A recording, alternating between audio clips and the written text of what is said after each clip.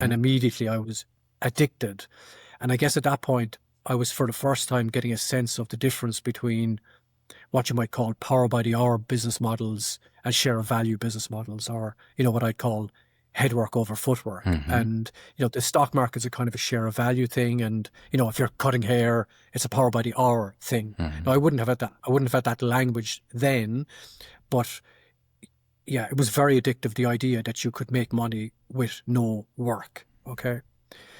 Who wouldn't want that, right?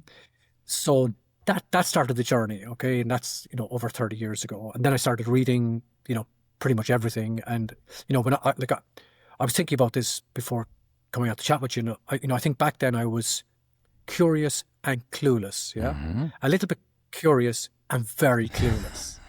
Now, today, I'm somewhat more curious and a little less clueless, Right. okay? But, the market will remind you every now and again that you're still clueless. But, over time, you get to understand, what are the drivers of value? How do companies build value? How is money made and lost in the stock market? What's priced in when you're looking at a security? But most importantly, I think the biggest thing in my evolution is stopping to understand what actually are you solving for? Yeah. What game are you playing? What's your choice of game? What are you solving for? Like what are you trying to achieve? And then we'll take that back to, well, what does reality give you or does not give you, and how do those things align? So, it started there. It's been a constant journey. I will say, I think probably most of my learning has been in the last maybe 5 years of those 30. I actually don't know what I was doing for 20. Groping around in the dark, I think. Yeah. So that's the funny thing about the craft as well. It's an unusual one where, like I say, if you're always improving, your best days are always ahead. So it's possibly one of those crafts where your best days could be ahead.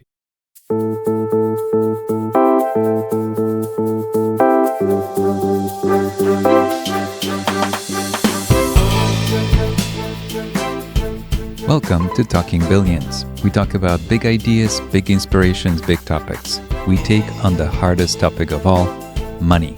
How to make it, save it, keep it. But our conversations lead us to an even bigger question, what it means to live a rich life beyond money. My guests share their practices, principles, and evergreen wisdom. I'm your host, Bogumil Baranowski, author, TEDx speaker, and investment advisor to wealth creators with patient capital and an infinite investment horizon. I work with families and individuals who aspire to grow wealth over a lifetime and generations through disciplined, thoughtful investments in durable quality businesses, while giving money meaning. Join me on this quest to unearth and share the wisdom of the ages. Let me share with you the podcast program disclosure statement. Blue Infinitas Capital LLC is a registered investment advisor, and the opinions expressed by the firm's employees and podcast guests on the show are their own and do not reflect the opinions of Blue Infinitas Capital. All the statements and opinions expressed are based upon information considered reliable, although it should not be relied upon as such. Any statements or opinions are subject to change without notice. The information presented is for educational purposes only and does not intend to make an offer or solicitation for the sale or purchase of any specific securities, investments, or investment strategies. Investments involve risk and, unless otherwise stated, are not guaranteed. The information expressed does not take into account your specific situation or objectives and is not intended as recommendations appropriate for any individual. Listeners are encouraged to seek advice from a qualified tax, legal, or investment advisor to determine whether any information presented may be suitable for their specific situation. Past performance is not indicative of future performance. None of what you're about to hear is investment advice. After 20 years of investing, I've seen countless research tools come and go. But Fiscal AI is different, and it's become indispensable to my process. Fiscal AI is a modern data terminal built for investors who want institutional-grade research without the complexity. Whether you are a retail investor or managing a portfolio professionally, it gives you instant access to 20 years of financials, earnings, transcripts, and an extensive segment and KPI database, all in one intuitive platform. What makes it a game changer? Speed and depth. Their data updates within minutes of earnings reports, not days. Want segment revenue, subscriber growth? It's all there. Easy to chart, compare, and export. I use Fiscal AI daily to research my holdings, find new investment ideas, and deepen my analysis. It's fast, intuitive, and has genuinely transformed how I work. Use my link, see episode notes, for 2 weeks of free trial plus 15% off. My guest today is Laurence Endersen, author of The Compounder's Element, A Patient Path to Prosperity, and Pebbles of Perception, another book, and What Owen Didn't Know, yet another book. Laurence is an investment professional with over 30 years of experience who explores patient wealth building through elemental resonance, finding your natural investing element and staying within it to build sustainable prosperity. Lar, how are you? So nice to see you. Thanks. That all sounds very interesting. You and I were just chatting, and I absolutely loved your books, and all of them, but especially The Compounder's Element. Pebbles of Perception expanded my imagination. I'm going to sneak in a few questions about that book too, but I highly recommend all of them. I told you that the way you write, it just, to me, read knowing that it's the truth. You have no filter, for lack of a better way to explain it. You just say, this is the way I see the world, take it or leave it. And I know that you wrote those books for yourself, to yourself, and I absolutely love that approach. And if other people resonated with me, and here I am resonating with your books, that's even better. And I'm sure a lot of people in this audience will like them. I want to jump right in. I have so many questions, but I do want to start with you. And I asked my guests about the early days. Childhood, upbringing, how do you think that time shaped you? Things about my upbringing, I think, certainly shaped my personality. One is my dad had his own business. He did TV shop. Was it like TV repairs, rental, sales?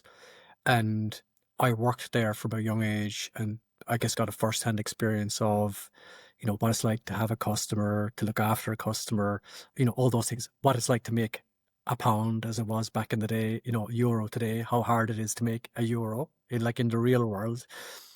And the other thing that happened, my mum died when I was 13. So I sort of probably grew up a little bit, reasonably quickly, and certainly valued independence. And yeah, so I guess working in an entrepreneurial environment, and then I guess the little bit of growing up a little bit earlier probably shaped a certain degree. My wife would say I'm constantly striving, looking for the next thing, for the next thing, for the next thing. Yeah, and look, we were always very interested in money. My dad was interested in making money, how money's made. I mean, never from an academic perspective, but like from the just whole brass tacks element of how money is made. Yeah, so I guess those drivers were there, and I've always been interested in money, not really for the sake of the avarice or Silas Marner or anything like that, but just I like how it works, And my dad was a bit of an inventor as well, as was my great grandfather. So there were lots of schemes and inventions and patents and all of that. So there was a bit of imagination and creativity there, which I never got. Like I was useless at physics and science and all of those things. So my creativity probably just went more into mental creativity and tax arbitrage and other things, less useful things. But yeah, look, maybe I'll stop there, because that's a counseling session in its own right. I I love that combination of the entrepreneurial spirit, building things, but then being very much aware, how does the money equation work? You meet a lot of entrepreneurs that don't really think about the money aspect, the money will come. And then you have people that are obsessed with money, but they're not really thinking about creating, providing value. But having the two, I think it's a special combination, and magic can happen. And I'm sure we'll talk more about it. At some point, Lar, you discovered the markets, you discovered investing. And I'm curious about that moment. And I'm also curious about that journey from the early discovery to where you are today. How have you changed your perspective on wealth building? Yeah. So my introduction was in Australia. I was working in Sydney, and the Victorian state was privatizing a lot of businesses. And you could, as an individual, get your allocation. And these flotations were, what they call price to go. Mm. There was usually, something in there for the investors, and they'd typically be a day one pop, 5, 10, 15% or something like that. And the trick essentially was securing an allocation. So I was doing this. It was, it was small money. It was material to me, but I mean, this was like magic. And, as I said earlier, like I had sort of understood from my early days, it's hard to make, a dollar, right? Yes. And now this actually looked, oh no, this doesn't look hard at all. Yeah. This is easy. Okay. Now, of course, as you know, it's anything but easy, but it felt easier and it felt fun. And immediately I was addicted. And I guess at that point, I was for the first time getting a sense of the difference between what you might call power by the hour business models and share of value business models, or, what I'd call headwork over footwork. And, the stock market's a kind of a share of value thing. And, if you're cutting hair, it's a power by the hour thing. Now, I wouldn't have had that language then, but yeah, it was very addictive. The idea that you could make money with no work. Okay. Who wouldn't want that? Right. So that started the journey, okay, and that's over 30 years ago. And then I started reading, pretty much everything. And when I was thinking about this before coming out to chat with you. I think back then I was curious and clueless, yeah, a little bit curious and very clueless. Now today I'm somewhat more curious and a little less clueless, okay, but the market will remind you every now and again that you're still clueless. But over time, you get to understand, what are the drivers of value? How do companies build value? How is money made and lost in the stock market? Um, what's priced in when you're looking at a security?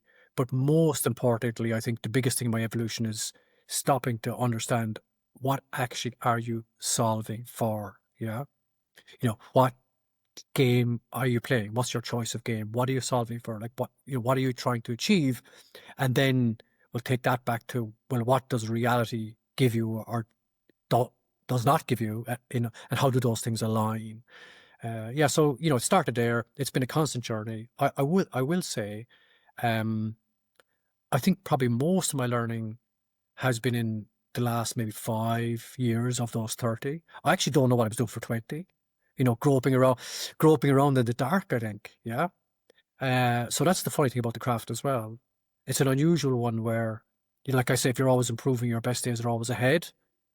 So it's possibly one of those crafts where your best days could be ahead. Large amounts of money aside. Okay. I don't have that problem.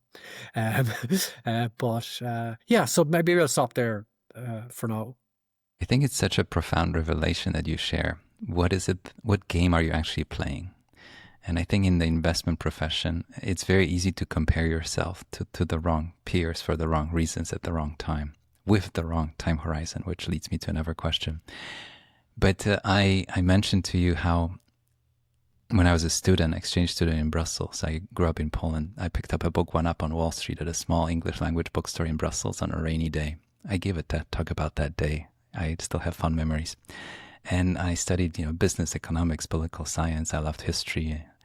But none of it was really clicking. How can I use all of it? And picking up Lynch's book, I thought, this is a fascinating puzzle.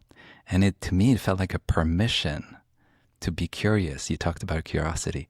I can go anywhere and read about the tariffs. I can read about the business models. I can go read about different tax regimes in different countries. Innovation. I was just listening to an AI talk by one of the leading software companies, what they're thinking about it. My license to learn is open-ended. Nice. License to learn. That's a nice phrase. Right? I like it. Total permission to go anywhere. I do want to ask you about patience. And you have this quote that I really like. You say we overestimate what can be reliably achieved over the short term and underestimate what can be reliably achieved over the long term. And it's such a profound revelation. I think, people come to investing because it feels like it's easy money. I think a lot of us come with the assumption that we can achieve a lot very quickly. And then we learn that the real success is winning the bigger pie through compounding over the long run. Can you talk about that patient path to prosperity that you write about in the book? So this program gets to the compounding formula, I guess, your capital times, 1 plus r to the power of n. Okay, so there are three things that work there. Your starting capital. If you can start with a lot of capital, great, but most of us don't. And then the other two variables are the rate of return and time. And what occurred to me, again, maybe over time, was that if the n is long enough, the r doesn't actually have to be that great.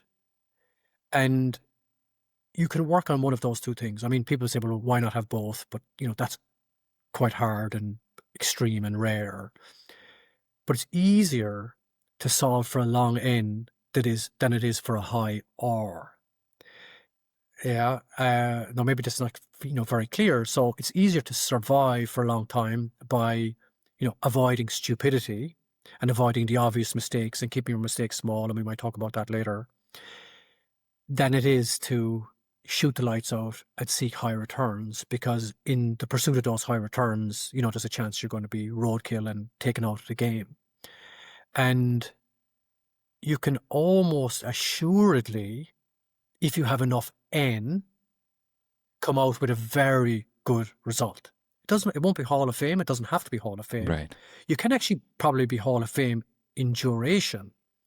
And, a thought that occurred to me is that, look, if you wanted to be in the top maybe 2% of managers, now I'm making this number up, yeah, but it's, survive 30 years. Okay. Now, I don't know, it's a couple of percent. You survive 3 decades as a professional fiduciary for others, you're not fired for whatever. You're probably in a very good, you're top 5% or something like that. You're certainly top decile. And, I think that's a lot easier to do than, try and get a 15, 20 IRR over 5 years or 6 years or whatever. And, yeah, so the patience, I say, like, patience will get you to prosperity and rushing will get you to ruin, It mightn't, but it's more likely to. And yeah, I mean, but, Buffett is a great example. Okay, he had high returns and duration, but he wouldn't have got to where he is today without the duration. Yeah. And in fact, his last 2 decades are probably market returns. Okay. But the duration is what really mattered there. And it'll, be interesting to see if we ever get anybody again with that kind of duration. I have an article in my drawer that I want to finish at some point, and it's yet another take on compounding. I feel like we use the word compound interest. Einstein called it the wonder of the world. But I think it's just so hard to grasp. Even for me, there are moments where I feel like I don't think I fully grasp it. I've seen it. I observe it. I have memories. I've been managing money for families for 20 years. And early in my career, we had bankers' boxes with statements of clients that I was working with, but the firm and the predecessor firm and the old partners and their partners, mentors worked with for a generation or two before. And I saw records of, for lack of a better example, 2 turning into 4, 4 turning into 8, 8 turning into 16. And then I was looking at the 64, the 128. And I was thinking, wow, and I'm it's performance, disclosure, all of those things apply. I have no idea about the time horizon. I have no idea what the actual return was. That's secondary to me. But the phenomenon of an amount doubling and doubling and doubling. Actually, physically, I held the statements and I knew the names and I knew the people and I knew the stories. And I thought, and it just gave me chills to even think about it. Like we have those anecdotes of 1 grain of rice and 2 grains of rice, but actually seeing somebody's family fortune double again and again and again, no matter what the actual return is, it's a very powerful thing. You brought up Buffett, and I want to emphasize, I think Morgan Housel mentioned it, how Buffett created 99 or 95% of his wealth. I think it's 99% after the age of 65. And I think it's such a powerful revelation for a lot of us that compounding is such a back-ended, late stage success celebration experience, right? Like you don't see the last doubling, puts him in a whole different place, right? And, let's say from 50 billion to 100 billion, exorbitant numbers. Anyways, I'm trying to come up with 3 images, and I'll come back to it at some point, of allowing us to understand how compounding actually works. One of those moments, and you talk about money making money, is the moment when the capital itself that you put in, it's a small portion of the account because the compounding grew on top of it. And one of the images I have is that the dividends that the investment pays are higher than the original cost basis. I'll stop here, but I find it fascinating. I want to ask you about the elemental resonance, the concept that you introduce. I imagine this natural investment element that we all discover and have. Can you talk about it? Why the alignment is so important? How do we discover it? It seems like it could be very different for each and every one of us. Yeah. So that gets to personality. And I think the only way someone can discover it is to simply get in the arena and play around and see, feel, see how you feel in different environments, different circumstances, and, reflect on those feelings effectively. So, you might like trading, you might like being a person who goes to the racetrack or whatever, and you might get the thrill of that.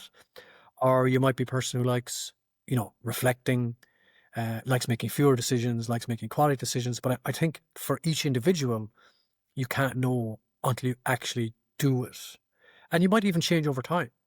People's views, people what they like, what they enjoy may change over time.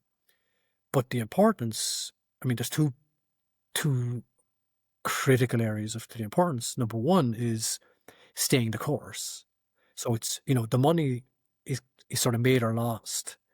The real money is often made or lost at, turning points or difficult times.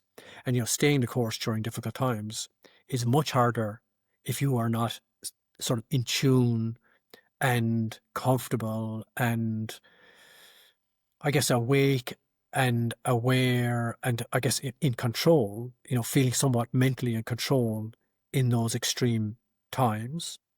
Number one, that's probably the biggest one, but not maybe just as big as, well, it's got to be enjoyable, right? What's the point otherwise? Yeah. Okay. It may be a job for some people, but if it's a job, that's a different thing. And, people talk about managing money. There's managing money for others, managing money for yourself as a fiduciary, long-term trading. Are you trying to make a track record to grow AUM? Or are you just compounding a few families? There's so many different circumstances, but fundamentally, irrespective of those circumstances, to not enjoy it is sort of crazy. Yeah. Because we get one life. Yeah, you get one go around, and it can be incredibly enjoyable. And you mentioned this term a second ago, which is now going around my head: license to learn. If you like learning, that the license to learn, to the James Bond investing analogy, what could be better? But that's that for certain people, they're in their element in that environment. But I think you've got to find your own, and don't force it. You might see somebody doing something, Soros is on and he's saying, oh, I'm short the dollar, or Seth Klarman is saying something else, or Buffett is saying something. Well, we're not them. We're not them. We're ourselves. And, you just got to be yourself. Know yourself, be yourself. I think with all that's happening, and there's so much information, I think there's just more and more news and headlines, and we can follow and hear more about other investment professionals doing things. We definitely have more access than even 20 years ago when I was getting hooked on investing 25 years ago. I actually didn't know for a while if Peter Lynch is still around, because I read his book and then I couldn't find anything current about him anymore. And I met people since that told me that he's still around even today, doing well and doing his research. But I didn't know there was not enough, access to information. Nowadays, you can look up a podcast with Lara and spend an hour with him. It's a different world. But you write about something that really resonates with me, which is, you call it the pursuit that matters more than prosperity, the journey itself. It has to bring you joy. And it really, and what you just said, resonated with me. And I bring it up in a lot of my writing, how people look at the rate of return, some number, double digits, very high, very impressive. But we don't talk about how do we get there, right? That's one aspect that bothers me a little bit, because I know people who will get there with, very big drawdowns and moments of total, panic and fear, and clients going through, sleepless nights. So the journey itself and having fun with it, can you talk about it? I feel like you and I resonate on that level, that we found joy in the pursuit itself, and the money compounding on the side is almost not a side effect, but it's not something that I think about every day. What I think about is, what other interesting thing I can read about today? So, I mean, Buffett, this tap dancing to work idea, yeah. But of course, and it's really interesting you say like the path, because there is a path dependency, and the path contains multiple periods in the wilderness. Yes. I have a good friend, he managed money professionally. He was my best man. And, he said in 5 years, you've kind of, 2 awful years, 1 or 2 so-so years and 1 good year. And, this is managing institutional money against benchmarks. The consultants are looking at you, are you in style drift, all these things, right? A very specific form of money management. And, 1 good year and 5, yes, it doesn't sound like a lot of fun. Or I often have this thought experiment with someone, about, what if I could give you an investment and in 10 years it's going to treble, but it's just going to go down, 5% a year for 9. Okay, do you want that?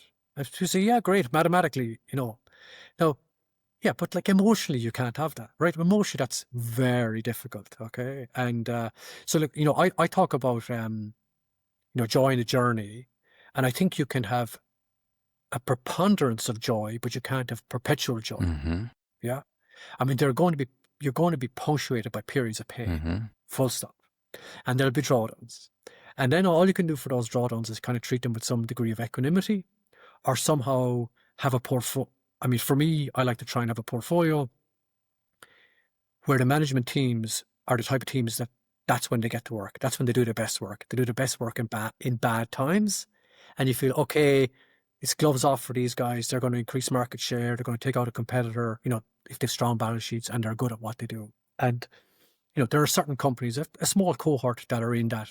And they do the hard work for you. Now, it's still painful, but it doesn't feel as bad. And you want to get the news 1 or 2 quarters later that they've used the crisis as opportunity. Yeah.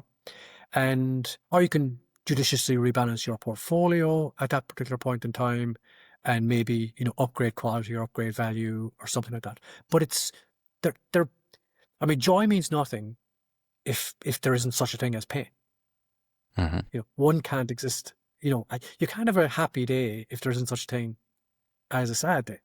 But it gets to, I guess, degree and balance. So, if most of the time, and most of the time things are fine and really, really enjoyable.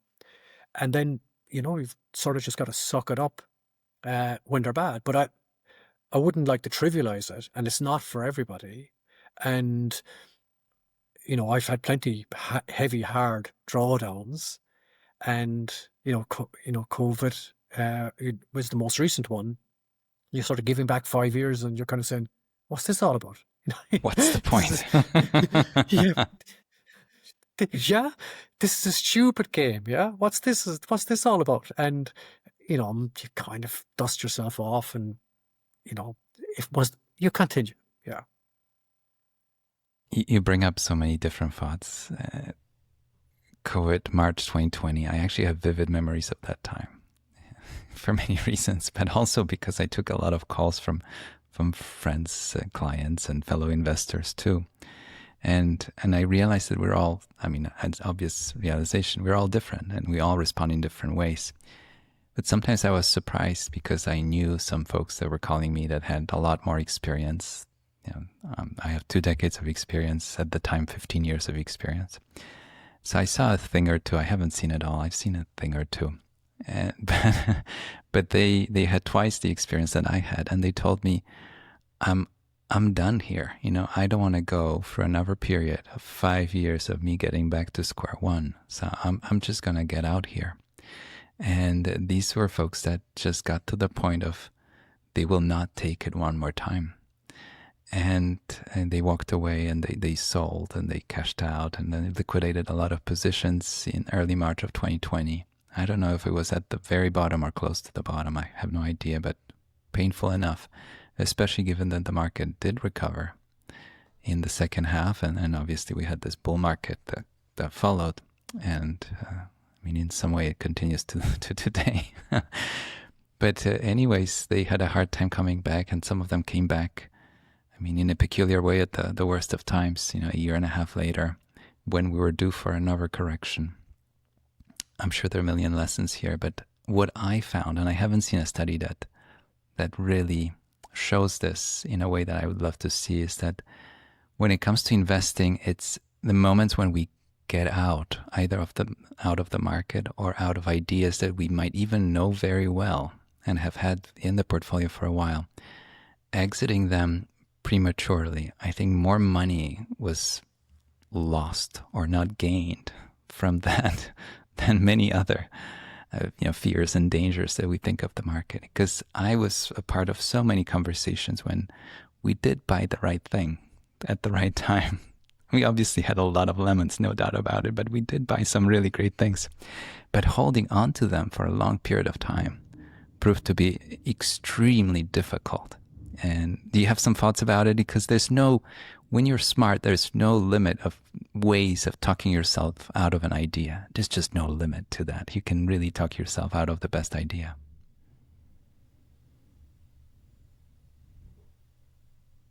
So that the Dalber studies, which get what I think they're called Dalber. I don't know if you've seen or heard these. They go, what the average individual gets out of the market versus what the market would give you if you just got the market. Yes. And it's always a few points less because of exactly what you've spoken about there, timing, bad timing decisions. On keeping something versus getting out, well, or just getting out. I mean, staying the course, of course, is the ultimate. I often feel that a wealth manager's job is not to maximize returns, or sort of the main part of their job is to help a person stay the course. Mm-hmm. And then there's tax efficacy and a few other things around that. But, a good wealth manager that can help someone, A, know what they're solving for, B, stay the course, and 3, do it in a tax efficient way, has more than earned their keep. And the return is almost secondary. Yeah. When you think about the damage, versus the damage of, inefficient tax or getting out at the wrong time and all of those things, compared to trying to drive this R, which is a much harder thing to do. On staying with a good company, I mean, the context there, I mean, it's got to be a good company. Okay. So like, I historically, if I owned a company that got very expensive, I would have sold it. Be just a classical value guy. Yeah, look, mathematically, my forward expected return is fallen below X. Now I will trim it, but and maybe I shouldn't even do that. But if I'm right on that it is a really good high quality compounder, one should resist the urge to trim. But I say that carefully because you got to be right on the company. Okay. And no company is right forever. So, people say my favorite holding period is forever. Well, that's a mental trick to keep you in the game because forever, everything is dead. Yes. We're all dead. Everything, every company. Yeah. So I think and you get different styles. I was listening to an interview with Nick Train recently, and he's a UK manager and he's known for sort of quality compounders, never selling. And he said he sort of has a visceral feeling, it's not a mathematical thing, it's a visceral feeling around quality companies. And he just won't sell them because he knows that he's just market timing and he's concentrating on simply how do I find quality companies, how do I keep them, and how do I find the next one. And I'm not going to spend any time trading around those positions, okay? And then you take another firm, I don't know the people here, but I followed some of their work in Canada, Turtle Creek. And, they're very, very deliberate about trimming, portfolio rebalancing. And, they can show, I know it's a couple of percentage points a year that they have added to their portfolio by topping and tailing, just mathematically. But I think crucially, never exiting the position. I think if you get out altogether, it's really hard to get back in, And so this is all, I mean, the contexts are so important here. I don't think it can have any rules for anybody. Yeah. And look, even when you get the great companies, you know, people give Amazon as an example. The multiple drawdowns, okay, and the average. I think Mobison did a study recently of the best 20, 50 companies over the last multi-decades, and the median peak to trough like was 50% or something like that. Easy. Now this was in the very best companies, okay? So I think position sizing, I think continually assessing whether this is as good a company as you think it is, all these things are incredibly important.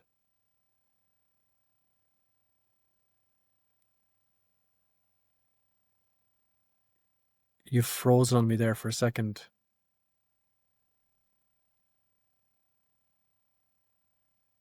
I think you're back. I'm back. I lost you for a second. You said position sizing. Yeah. Did you finish your thought? Likewise. Yeah, so that's one of the other factors. So it's probably easier to hold on to a winner that's run up a lot if it's not 70% of your portfolio. It's a little bit easier if you've got more of them. Yeah. Before we continue, for some reason you're frozen on my end. Oh, you're back. You're back. Something happened. Anyways, I'm going to drop a marker and cut this silence out. Yeah. 31 minutes. Okay. Yeah, I have a marker. Let me pick it up and continue. I want to ask you about some of the quality businesses that we talk about. And you have this framework. You call it structurally advantaged business models. Can you talk about it? There's something unique about some companies that they're not all alike. And after looking at thousands over the years, you start to see that some things just rhyme and they work. Can you talk about those structurally advantaged business models? Yeah. So we've heard of Porter's 5 forces, and I think there was a 7 powers as well. So there've been a couple. This is not a new thing per se, but I thought it would be interesting to categorize the types of businesses that there's something about the nature of the business itself that, all else being equal, they are more likely than not to be better businesses. And, I came up with 10 categories.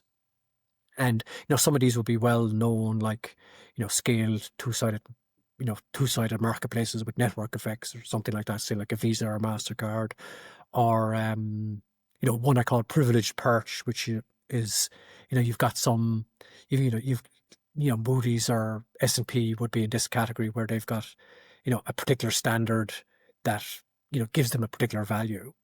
The big accounting firms might have that. Some of the colleges might have that. And as I looked at the companies that have tended to do exceptionally well over long periods of time, they have tended to have one or more of these 10 characteristics. And, my favorite one my 2 favorites would be ecosystem enablers. So these are businesses that, enable commerce across an ecosystem, but the share that they take out of the ecosystem is small or infinitesimal in the context of the value created. So that's a genuine multi-party win-win business model. And in a world of increasing transparency and ease of switching, these win-win models, I think, are far more sustainable. By contrast, if someone's got lock-in, that used to be an old thing, or pricing power or whatever. These things are used against your customer, okay? They're not win-win. They're effective, but they're not win-win, if you've tried to get off a subscription of a scammy newspaper site, you know what I'm talking about, or a telco or something like that, yeah? Whereas Amazon, they'll tell you you're not using your subscription and here's 5 benefits that you haven't used, okay, by comparison. Wonderful business.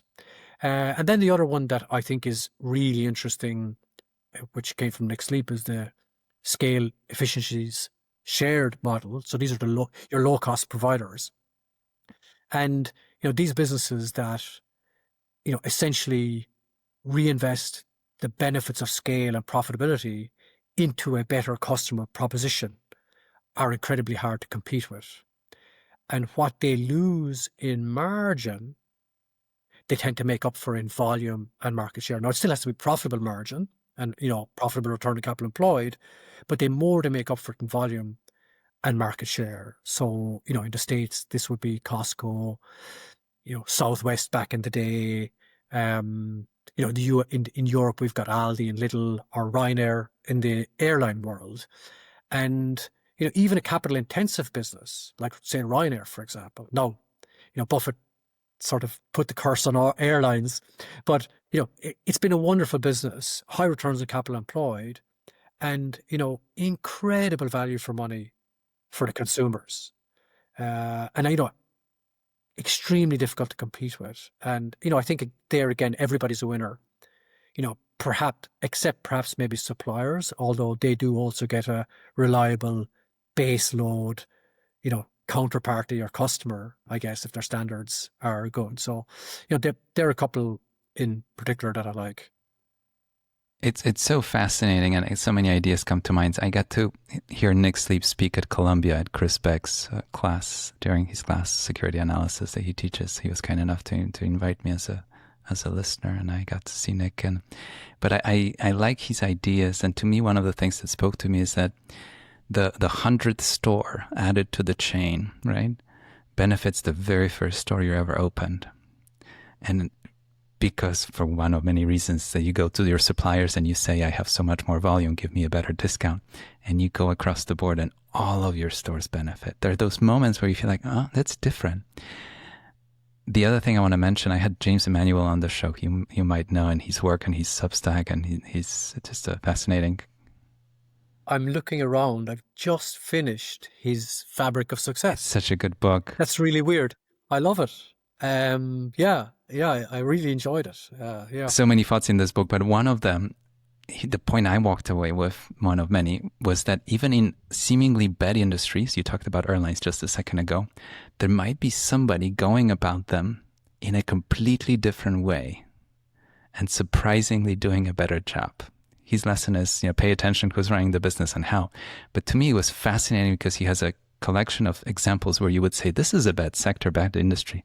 Yet there's somebody doing something differently, like Ryanair is in, I don't know enough, but from what I know, it's doing something in a different way than many others.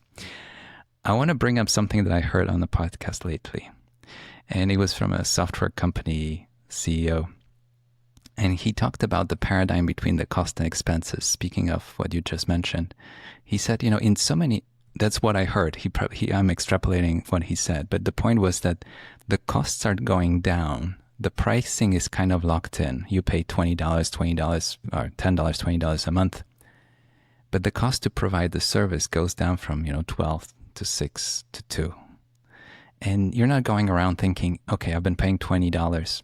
Can I pay 18? No, you stick with it. The reason I bring it up is because in most of the industries that I can think of, we struggle with the costs. We had the tariff fear across the globe, and for a lot of companies, your costs will go up by 20%, let's say. Labor costs, tariffs, energy input, whatever it is. And you as a business cannot do much about it. There it goes. You're making your shoes in Vietnam, you're shipping them to the US, whatever the rate will be when this episode airs. I have no idea, by the way. But 40%, 20% more, you have to pass that cost on to somebody. With software, not all of software, but a certain aspect of software, you have the benefit of this getting cheaper and cheaper to provide, no matter what the tariffs are, no matter where the oil price is. And I think I paid attention because I realized there will be some sort of a split among businesses, not just software, but I think across companies that somehow escaped this expense gravity model and are able to provide better and better service for lower and lower cost. And maybe AI will help us in some way to do that in some industries, while other industries have to put it on the ship, bring it to Europe or America, and they have to do it just the way we were doing it in 1850. And they might be up against a whole different paradigm. I'll leave it there, but I had this thought of, speaking of some sort of new paradigms, I find it fascinating. Lar, I want to ask you about quality versus value. And I want to focus on one specific aspect. I wrote a piece that got a lot of attention lately. I called it Expensive Truth, about cheap investments, which is the value investor's, journey, pilgrimage. What you do say is that a lot of people migrate from, cheap to quality, but nobody goes the other way. Can you talk about that? Yeah. And I think that's broadly true. I mean, I'm not sure. Would that be your observation as well? Yes, the only exception I can think of is Ben Graham. Yeah.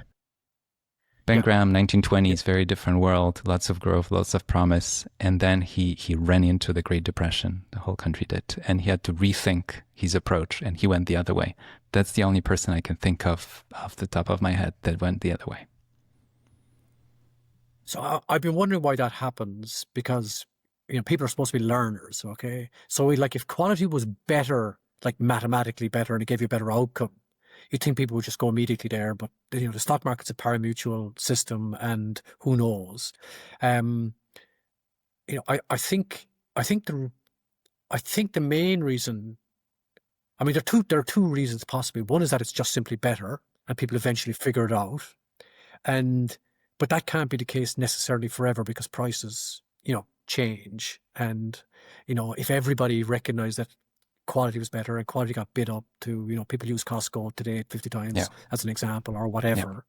And, we could just be looking at what worked for the last 2 decades. Because I remember, when I started out reading, all the value guys in Guru Focus, look at them, and they were, Berkowitz and all these guys, and they were all value guys, and they looked like the heroes, and, value was working. And nobody was really talking about compounders. Now everyone's talking about compounders. Anyway, leaving that aside, the second reason, and I think this is a better reason, it's just it's more fun. Yeah. It's the company you keep. So when you are invested in quality companies, I like to ask, are you looking forward to the conference call? I would too. And, yeah, it's like, it's a simple, and I know I've had commodity companies, and I know every call there's going to be some story about the weather. I joked with my business partner, a tailings dam breach. I've the number of tailings dam breaches I've heard of in commodity companies. If I'd an IRR point for every one of those, yeah. So I think you're keeping good company. The incremental news you get is more likely to be better than bad, and that's a nicer way to go through life. But you don't want to overpay. There was a stock. There was a stock that comes to mind as I'm listening to you. I don't know how long ago was that. Probably 15 years ago. And it was a true, maybe my last true value trap that I got myself into. And it was just so cheap, which I hate as an expression these days, because there are things that are so cheap they don't deserve to be bought, including a leaking, rusted oil, used car in the parking lot. It just doesn't deserve to be bought. No matter, somebody says it's I'll pay you to take it, then we'll talk. But even that might be a bad idea. Anyways, I remember we spent so much time, and it's a trap for a lot of, I think, investment professionals. We spent so much time, set up calls. We got so interested that the new management that got replaced came in. They came to visit us because we were the only ones actually paying attention at that point. And there was another manager at the firm where I worked, a much older gentleman. You know what he did? He said, these guys just can't get their act together. And he bought the competitor. And that competitor, same business, I'm not going to say what it was, but pretty much very close in what they were doing. It was 2-3 players in that industry, not too many. Was just getting things right. Their pricing right, the quality of the product right, the distribution right. Even the balance sheet didn't have the same, tons of debt that the other guys had. They were not doing aggressive, silly acquisitions to show growth where they couldn't show any growth. And the other guys were just in the same, going back to James Emmanuel, they were in the same industry. And the other manager, and I should have paid attention, I learned from it later, he bought the competitor, and just one example of many. the competitor did much better than the value trap. Anyways, it was a lesson for me that no matter how cheap something is, it may do what you just described, which me not looking forward to the earnings call. It's a telltale. I want to live my life when I'm looking forward to calls from my clients, lunches with my clients, and I want to look forward to the earnings calls of the companies I own. That's all I'm asking. I know it's a huge ask. Lara, I want to... Can I just say on that? Please. Sorry, No. just because when you mentioned about that management thing, and it's just, I mean, there's this phrase in investing, GARP, growth at a reasonable price. And I talk about MARP, which is management at a reasonable price. Yeah. And I think one of the scarcest resources in the public universe is trustworthy, aligned management that understands capital allocation. And if you get somebody with those characteristics, almost in any industry, not quite any industry, and I know Buffett had this wonderful business meeting a manager thing, but I do think management is so underrated. And if you can get them earlier in their career, that's a very, very interesting place to be looking at. It's where I'm trying to spend an awful lot of my time. And it's just the only reason I mention that is the example you've given there of those guys who went to the competitor. And I mean, if you even look at Buffett himself, I mean, he started with epoxy textile mill. Terrible. Yeah. I mean, he's his own example. You know, he himself is the contra to the point he makes. Yeah. And anyway, I just thought I'd mention that. Yeah. And he stayed with that business way longer than one would have thought, and gradually migrated to owning much better quality businesses.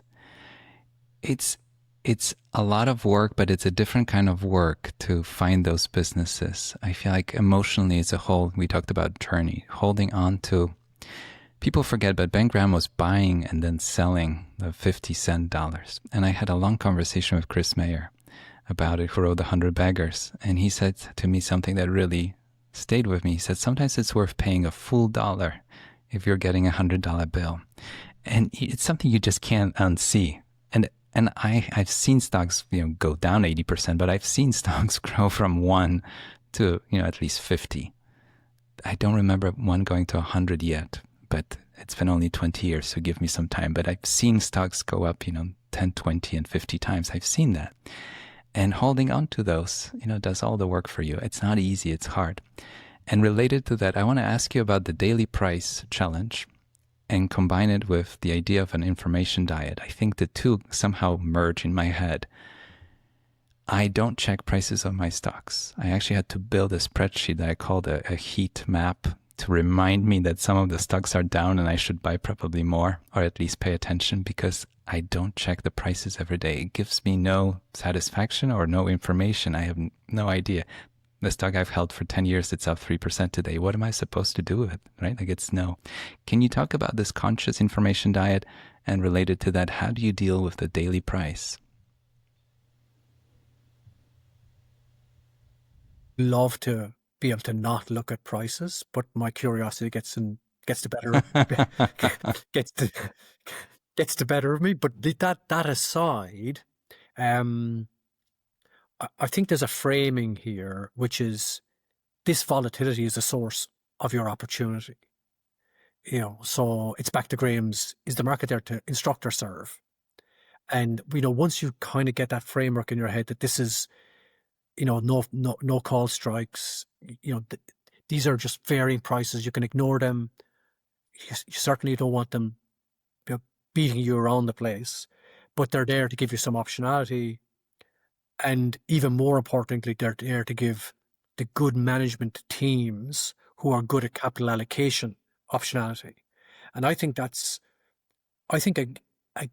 good capital allocator at the helm who knows when to do buybacks or issue stocks is the closest thing to legal insider trading that exists today.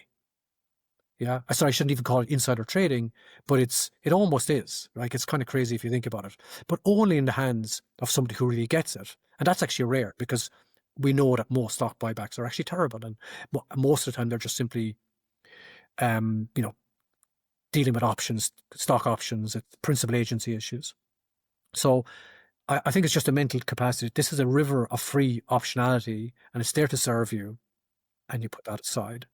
And then on the information diet, I think it gets to opportunity cost, and you have to constantly first ask yourself, what are you genuinely interested in? And then anytime you're looking at something else, that's entertainment. Yeah. So it's fine. Okay. I'm being entertained now. So this is my entertainment budget. I'm watching Netflix. It's the equivalent of watching Netflix. Okay. Now there's nothing wrong with that, because again, if you're curious, and we need to be curious, lots of things interest you. But every hour that I spend listening to some macro fort turning prognostication about the end of the world, or the dollar is going to implode, or whatever, is an hour I'm not looking to find the next legendary allocator, age 35 in a medium-sized business. Now give me that person, and there's an opportunity cost. And I think opportunity cost, I think there's probably a book for somebody, by the way, in the whole concept of opportunity cost. It applies in so many levels to everything. And there's a massive opportunity cost to not spending time as to where it's useful. But that doesn't make it any easier. I think it's just a mental, constant remind yourself, you got to be relentless. And, but we're not machines either. We need to stay interested. And if you hold high quality stocks that you trade infrequently, you actually have a lot of time to waste. Yes. It doesn't mean you should waste it. But you have, in a way that, if you're running an airline, you don't. Especially if you're flying an airplane. Yes. I wrote down so many thoughts, but kind of working my way backwards. I wrote a piece a few months ago where I quoted a study that I found that the majority of actual performance returns in equities happens overnight, in overnight movement. The company announces earnings at in the US after 4 p.m., or they announce some big acquisition, or they announce something, a new product, or whatever it is. But they did this study, and I'll link in the notes the article. So if you just take the performance from the open to the close, it's actually just a portion of the total return. The majority of the return happens overnight. You can draw many conclusions. Money earning money for you when you're sleeping. That's one of the things I wrote down. But the other thing is, if that's the case, that's yet another reason why it doesn't really make any sense to watch what's going on with the price in the US 9:30 and 4 o'clock. What's the point? The second thing I wanted to highlight from listening to you, taking all of it away and just getting to the heart of what we're trying to do. We're trying to own businesses. We're trying to own economic activity that provides value to customers. You talked about how customers are treated better and better. There's more transparency. But at the end of the day, you and I, my clients, we want to own a collection of businesses out there, right? In the private market, it's a whole different environment. In the public market, you get one of the benefits that you pointed out, which is the daily price. People panic. In the private market, if you have a motivated seller that has owned the business for 20 years and is calling you and asking if you want to buy it 50% off, I would be very concerned. In the public market, it's going to happen, even for the best companies, as you mentioned, more than once in 5 to 10 years for most of them. That's the reality. Anyways, I see this as an opportunity, but I don't want to forget that at the end of the day, we're trying to own businesses and keep them as long as possible. I have many questions about other aspects of the book, but I don't want to forget about mistakes. And you talked about this long journey. Can you talk about the cost of mistakes, minimizing them, and how the math really works when you have the 40% loss and the 50% gain that you write in the book, and you're still not back to where you were? I think people get not only compounding wrong, but the percentages too. How 40% down, 50% up, and you're still not where you were. It's awful. I call it the miserable math of mistakes. And so Yogi Berra had this great phrase, we were making the wrong mistakes. So what's a wrong mistake? A wrong mistake is a big mistake. Yeah. So small mistakes are fine. Like they're information. We learn from small mistakes. That's how you get on and improve and all the rest of it. But the fatal mistakes, the damaging mistakes are the big ones. And, clawing your way back from a large mistake is a very hard hole to climb out of. So what can you do about that? Well, position sizing is certainly a big part of that. Knowing, if your positions are correlated or not is a big part of that. Cutting a loser is a part of that. I've noticed sometimes where I haven't felt right about a stock, sell it. You can always buy it back. It's not going to move terribly. See how you feel when you no longer have that endowment bias. And I think remembering that you don't have to earn the money back the way you lost it is also important. Leverage, of course, is a massive issue. If you're levered, you can, get disproportionately hurt. So I think it's just not having big mistakes. Everybody has survivable small mistakes, and that's fine. I think it gets to maybe being too greedy, swinging for the fences. Another one is, is doubling down. A lot of people in the financial crisis, double down into the banks, and you're doubling down into something that's levered. Yeah, a very dangerous thing. So, you probably don't want to get overexcited about anything. Concentration is a form of leverage, and then correlation is a form of leverage. I think all painful mistakes come back to a form of leverage in some shape or form. Yeah. So keep them small. I like this idea that I want to be the least wrong. I think a lot of people come to investing thinking I'm going to be right about this. And I've been right about a lot of things, but I didn't come to that from the perspective I have to be right. I want to understand how I can be wrong. And yet another idea that I'm trying to frame is how we think about risk and reward. There's certain pains and risks that it's a one time and it's done. And then there's certain, consequences. You're going to be paying for it for the rest of your life. And then on the benefit side, there are things that you benefit once, a sugar rush when you have an ice cream, or you have something that completely changes the trajectory of your life. I have no recollection of learning the English language, but it's not my mother tongue, although it feels like my mother's tongue because I've been speaking it for so long. And I write in it, and I think in it, and I dream in it. But I wasn't born speaking it. But to me, learning English has provided benefits and opened doors and enabled even this conversation, 40 some years later. So, it took a lot of time to get really good at speaking this language as if it was mine, so that it is mine. But it was an investment that keeps on paying over a lifetime. That's why I think, learning certain things can pay off. Speaking of, I have to ask you about AI. And the reason I want to ask you about it is because not a day passes without me either interacting with it as a user, me talking about it, somebody explaining something to me about it,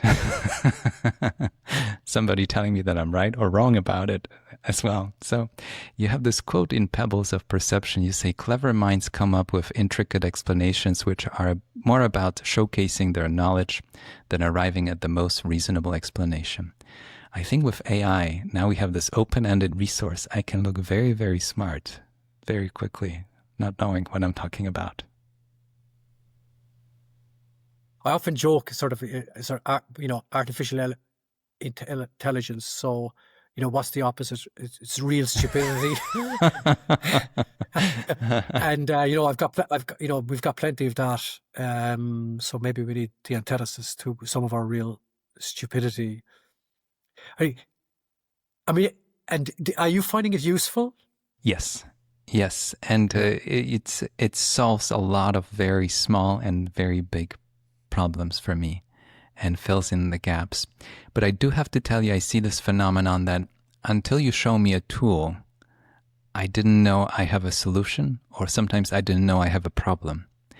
And that's why I'm interacting with it in a fascinating way that it's very accelerated because it's such a quick thing. If you plan to you plant tomatoes in early spring, you don't see them until summer, right? Like there are a lot of cycles in life that take a long time for you to see if you planted the seeds in the right place.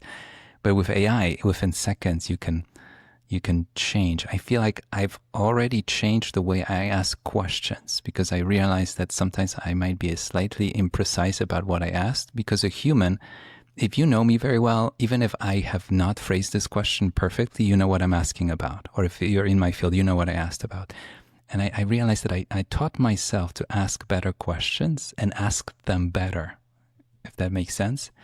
And then it fills in a lot of different gaps where I have a lot of data, including running this podcast and having a database of all the guests and dates and releases, and having AI go through that, number the episodes, and make sure that everything. I used to do it by hand, and now AI doesn't miss a beat. That's one of many, many tiny examples of, AI finding and doing things.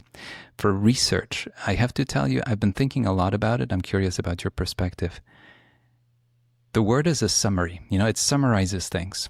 But I realized that sometimes the biggest value added, and I had a longer conversation with somebody that's launching a platform that's collecting transcripts and doing things. Fascinating conversation. But I pointed out to him that, there's like the 99% of knowledge that everybody has about Costco, about Amazon. And then now and then there's this 1% where you're thinking, I don't think people are paying attention to that. And I'm not entirely sure if AI can pick up on that 1%. It can pick up very well on the 99%. List the CEO, list their bios, list the markets they're in, the products, the pricing, notes from the transcripts, incredible work that a junior analyst would have to do. But then there's this one tiny thing where I say, I think there's a major inflection point in the margins. There's something coming up. And I'm not seeing anybody talking about it. Am I the only one seeing this? And I don't think AI just yet can pick up on it. Am I onto something? I think you are. I feel that today it's useful for discovery, but not discernment. So you can find things, you can pick things out. It may find, I think very specific questions for which there's a factual answer. It's quite good and helpful. But then I also think, we're on an evolutionary path on AI and technology and all of that. And, technology brought us Renaissance capital. So Jim Simons figured out a way. He found the answer to that question in probably millions of overnight things that you were talking about earlier, those when the stock moves or doesn't move in a different way. Technology gave us essentially ETFs, which have eaten the lunch of the traditional asset management business for now. That has an end date. It has to, by definition, at some point, but don't know where or how. The thing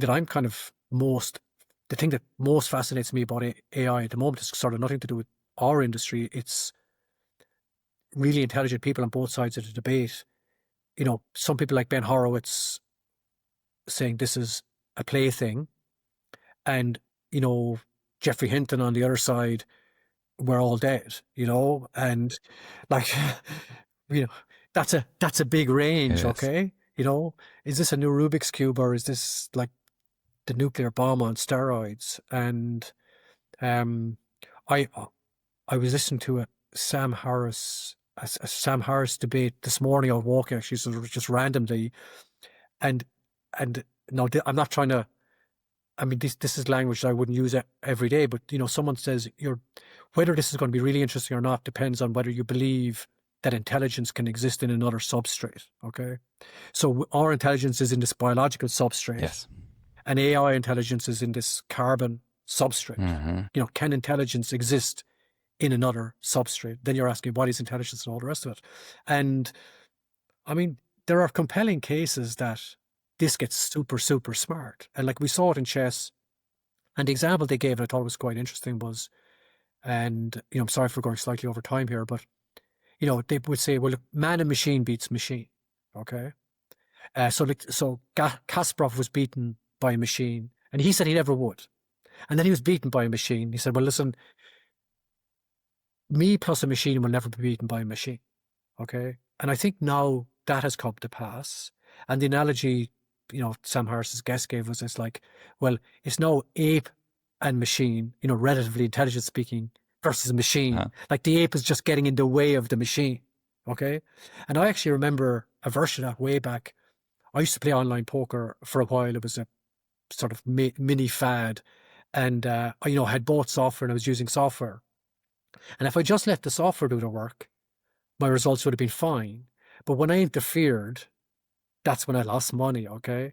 And, that's a very tiny example. So look, I don't know where it's going, but for sure it's going to be different. And I mean, I noticed actually, ahead of this call today, I got a little reminder from you saying looking forward to seeing you, at 5 o'clock or 4 o'clock, whatever, we're due to chat. And, because it had my full name in there, I knew that was a system, but very good system, like, because I could be out, on the beach or something. And I think, look, the agentic AI is going to be really interesting. I think it's going to be very interesting for companies whose product is easy to get at. So if I want to book an airline, I come back to, or a hotel so like the people, so if the machines are going to do things for us, Yes. they need to go out and interact with the world. Yes. And so the Amazons of this world or others who make it easy to do things with them. Anyway, it's fascinating. And, I think a chat for us for another day in terms of how you're getting productivity, useful productivity out of it, because it sure is another form of learning leverage for us all. I know we need to. It could be a whole separate topic, but I do want to bring up something that has been on my mind. Somebody pointed out to me years ago the phenomenon of a washing machine. Before we would wash things by hand, and because we had to wash by hand, we would wash our clothes not as often. And we were okay with it. I'm not talking about hygiene. I don't know how we smelled. I don't want to know. That's okay. But that was the reality. Physically we couldn't wash and dry clothes. Now we have a washing machine. I don't know about your home, but in my home. Full time. Right? So that person pointed out to me, and might have been quoted in some book, also this phenomenon, irony in a way, that because the tool became better, we do more of it. So what Keynes wrote 100 years ago, that with productivity, we're going to be working, that many hours a week, whatever he said, 12 hours, I think. And we're going to just be, painting and writing poetry the rest of the day and going on walks like you just walked this today, right? It's not the reality, because it's a washing machine phenomenon where if you can do this quicker, how about you do it 100 times a day, right? And I think the challenge with AI that I see is that, I'm all for it. Democratizes access. It makes data more available. I think it makes us more competent and smarter in some ways. But I find myself asking more questions that I wouldn't have asked before if I had to sit down with an intern and say, like I did last Friday, 5 p.m. o'clock. And I had this idea about one stock. And I thought, if I had to sit down with a human Friday, 5 o'clock, and say, do you mind staying the extra hour and running this again? Can you imagine the look? But AI doesn't mind. And I say, can we just rerun it? And can you compare it with 5 peers? And can you go back a little bit? And let me upload a few files. Can you compare this? And then I can't tell you that it added this or that much value to my work, but it's incremental to my process, right? And I can do it. It's the washing machine and washing by hand. Before I would say, you know what? Friday, 5 o'clock, I think we know enough about this. Let's put it aside, move on. But since I have AI, I'm gonna run this washing machine one more time. It's a great, and I love the way we kind of tend to be nice with our AI, asking it nicely, treating it almost human. I think that this phrase that keeps coming up currently is what they call Jevons paradox, which I think is this name for it, which if a thing becomes more available, we'll use more of Yes. it. And when DeepSeek came out, I think Satya Nadella or whatever just tweeted Jevons paradox, or Yes. someone did, Yeah. because they were saying, well, that's all fine. It's got cheaper. We're going to use it more. And like, why wouldn't you have 50 AIs working for you all weekend, if it's available? And, if we get cheaper energy, we'll just use a lot more of it, for example. And, yeah, it is. And I will say your point about the question. I used to have, in Pebbles, I had this chapter called "Is There a Better Question?" Yeah, um, which is there's maybe a lot more work for all of us in crafting better Yes. questions and understanding what's the next best question. Yeah, maybe there's just a few more layers of questioning. And to your 1% thing earlier, you've opened up something interesting there, because I think you're more I think with these tools you're more likely to go up to the third or fourth Yes. question, so maybe the second, third, fourth 100%. level thinking. And but then so will everybody else in Will they time. though? But that's all the fun. Well, that's a good question, actually. I don't know. Yeah, I think it's like a It's a good whole question. different ask. Yeah. I do want to ask you about your definition of success, but I want to bring it home what we were just talking about, and just a very quick anecdote. I've been to Omaha to Buffett's meeting, and when Charlie was still around, I actually got to ask him a question, which was fun. And on the bus in the morning, the vans that take you to the event early in the morning, I don't know if you've been, if you haven't been, but you sit down with people, and every single time there's usually a couple that sits next to me, and we start talking, and they say we bought shares, and it's no endorsement. Everybody do their own research, right? Just it's a case study, an incredible case study in longevity, durability. They tell me we bought shares 27 years ago, 37 years ago, all kinds of, and they have nothing to do with investing. They're teachers, they are firefighters, they're all kinds of different fields that have nothing to do with business. They just say, we wanted to put our money somewhere to work. He spoke the way that just spoke to us. We knew what he's talking about. He spoke to us as, he writes as if he was writing to his sister, and he actually does write to his sister. And it just made sense what he's doing.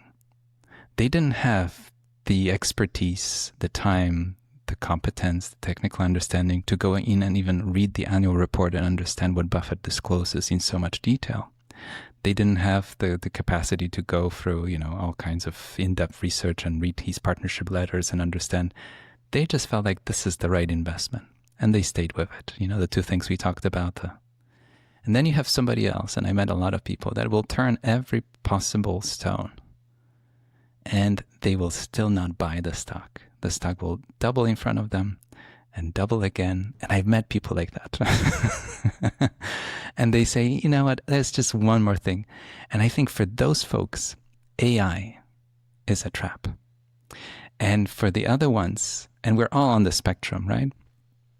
I know enough to buy this share of this company, this moment of realization. I don't know what it takes you to get there and what kind of tools you need. You have to go to a library, you have to go online, you have to go use AI, whatever you need to do. But once you get to that point, the second point is, what does it take for you to hold it long enough for this investment to matter? And I think just thinking about it, AI is an enabler, but it can enable us into whatever we brought to it. If you brought to it this phenomenon of you trying to turn every single stone, good luck. Tell me about the definition of success. How do you think about success? And just on what you just said there, that kind of is like the Rorschach test, what you see. And I've met some of those people. It's kind of interesting. One of the years we had someone in front of us and we were chatting away, and they're now giving all this money to charity, and they're exactly what you described. In fact, they came back to Dublin and we had breakfast with them, and just you kind of meet such interesting people. So the success, I actually come back to that a lot. So I have a fascination with time, and I just love the fact that we get to live at all. I'm completely aware of the fact that it is what I call an indeterminable number of heartbeats. We just do not know. And I mean, your show's called Talking Billions, and obviously I've got the only billion thing I have is I've had a billion heartbeats. Yes. Yeah. I've been lucky enough to have a billion heartbeats behind me, and there's the final bell. So I think the best definition I've come across actually came from the late Stephen Covey, and this was when it's 25 odd years since I first saw this, and he had his invitation was, we should live, love, learn, and leave a legacy. Yeah, live, love, learn, leave a legacy. I think that's hard to beat. Sure.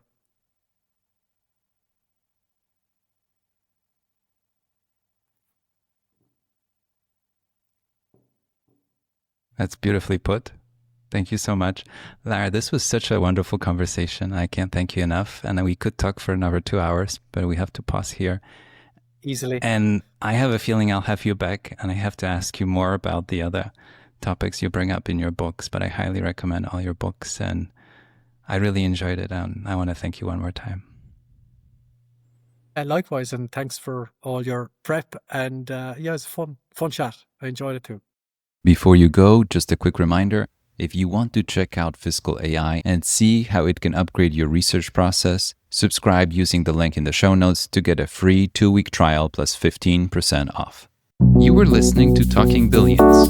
We talk about big ideas, big inspirations, big topics. We take on the hardest subject of all, money. But our conversations lead us to an even bigger question: what it means to live a rich life beyond money.